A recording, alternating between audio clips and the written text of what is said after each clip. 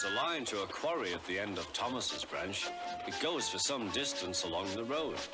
Thomas was always very careful to whistle here in case anyone was coming.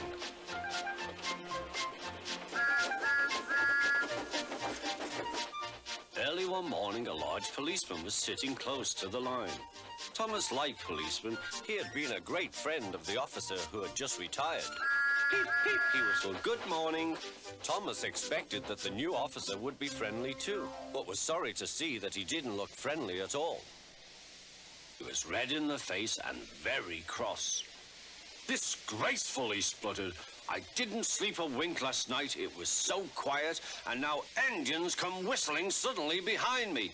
"I'm sorry, sir," said Thomas. "I only said good morning." The policeman pointed to Thomas. "Where's your cowcatcher?" he asked. "But I don't catch cows, sir." "Don't be funny," snapped the policeman.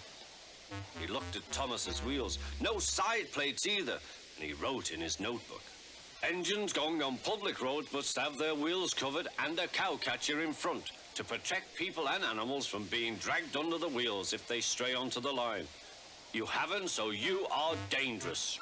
"Rubbish," said Thomas's driver. "We've been along here hundreds of times and never had an accident." "That makes it worse," the policeman answered. He wrote "regular lawbreaker" in his book. Thomas puffed sadly away.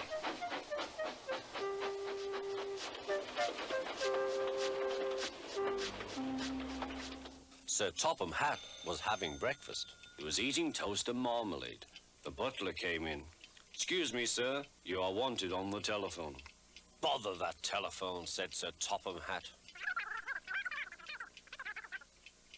"I'm sorry, my dear," he said to his wife.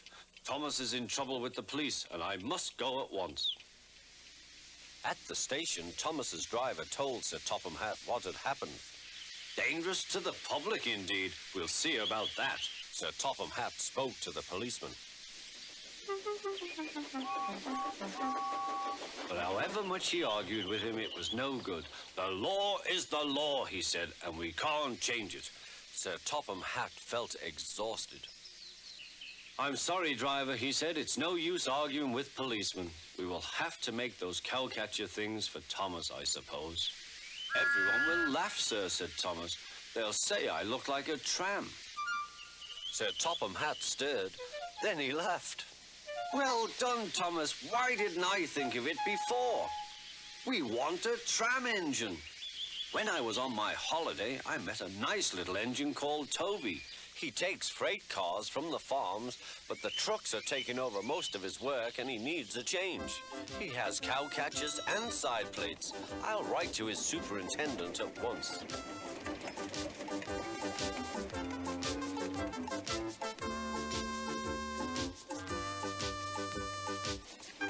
A few days later, Toby arrived. "That's a good engine," said Sir Topham Hatt. "I see you've brought your coach, Henrietta."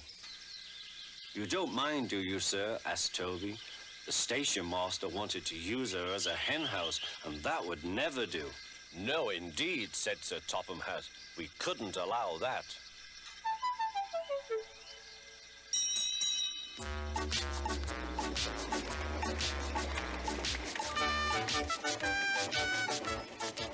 Toby made the silly cars behave even better than Thomas did.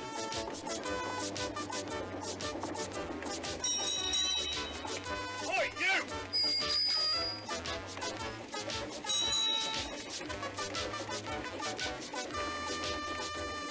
At first, Thomas was jealous, but he was so pleased when Toby rang his bell and frightened the policeman.